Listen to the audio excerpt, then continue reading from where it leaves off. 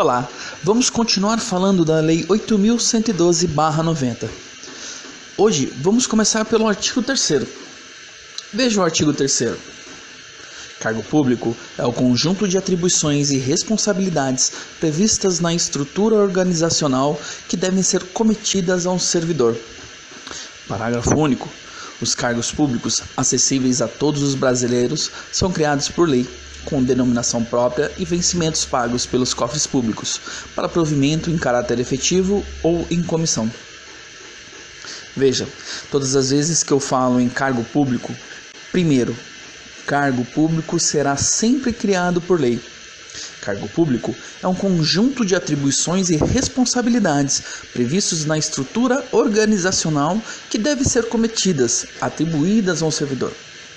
Na verdade, o cargo público ele vai ter atribuições, competências, responsabilidades. Nossa aula passada, falamos que a Lei 8.112 é um conjunto de normas jurídicas que regula a relação entre o servidor público ocupante de cargo público na administração pública federal e a administração pública. E a Lei 8.112 vai trazer responsabilidades, deveres, acumulações, penalidades, proibições, direitos e vantagens. E esse cargo público ele será criado por lei.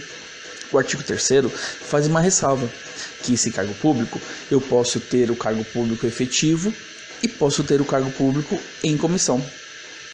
Por exemplo, a Lei 8.112 ela vai ser aplicável tanto para quem ocupa cargo público efetivo, de forma integral, como para quem ocupa cargo público em comissão, de forma parcial.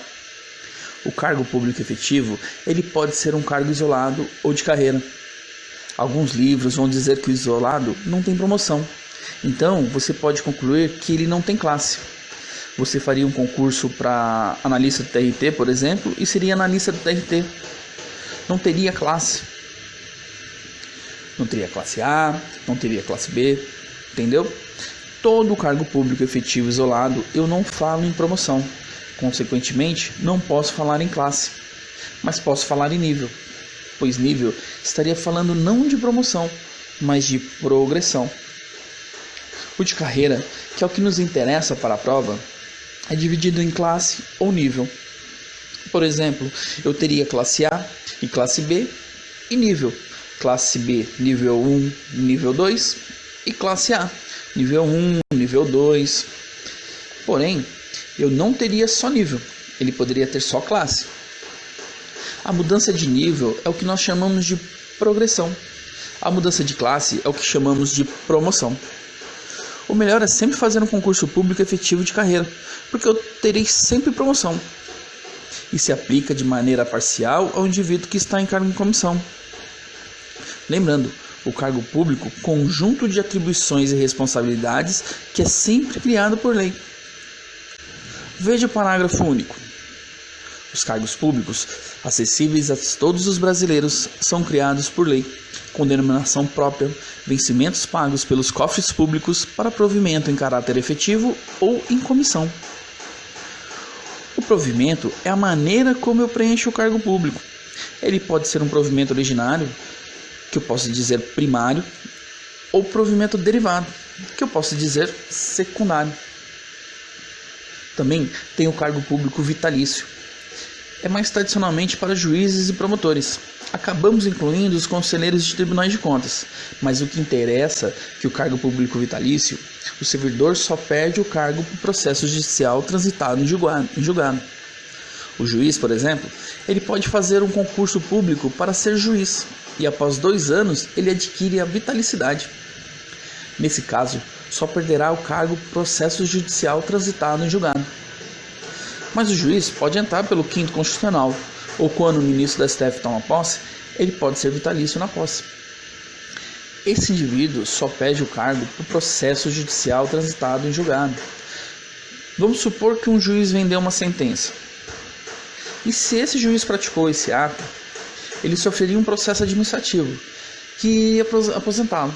Veja, aquele indivíduo que tem vitalicidade não será nunca demitido, que é a penalidade gravosa. A penalidade de demissão, ela rompe o vínculo do indivíduo com a administração pública. Vejam, esse indivíduo que tem a vitalicidade, no primeiro momento ele sofre um processo administrativo e é aposentado. Depois disso, começa um processo judicial. Transitar no julgado, o indivíduo perde todo o vínculo com a administração pública. A aposentadoria será cassada. Quando transitou em julgado, na sentença penal condenatória, será cassada a aposentadoria. Porque enquanto ele está aposentado, ainda existe o vínculo dele com a administração pública. Quando não posso demitir, casso a aposentadoria. Tem também o cargo público político, que é aquele cargo público que o presidente nomeia, por exemplo, os ministros, os secretários. Mas de repente um desses está sendo acusado de alguma coisa, ou simplesmente o presidente não quer mais ele como ministro. Ele exonera esse indivíduo que está ocupando esse cargo público político, também conhecido como ad nutum, que lá no direito administrativo a gente aprende que significa um cargo de livre nomeação e exoneração. Lembrando, o provimento pode ser originário ou derivado. Lembrando que desde 1988, todo cargo público efetivo tem que ser por concurso público.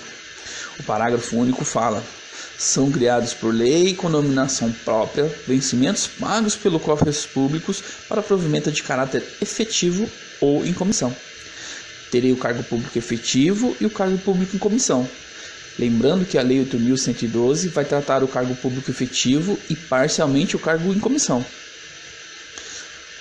Vamos ver agora o artigo 4º.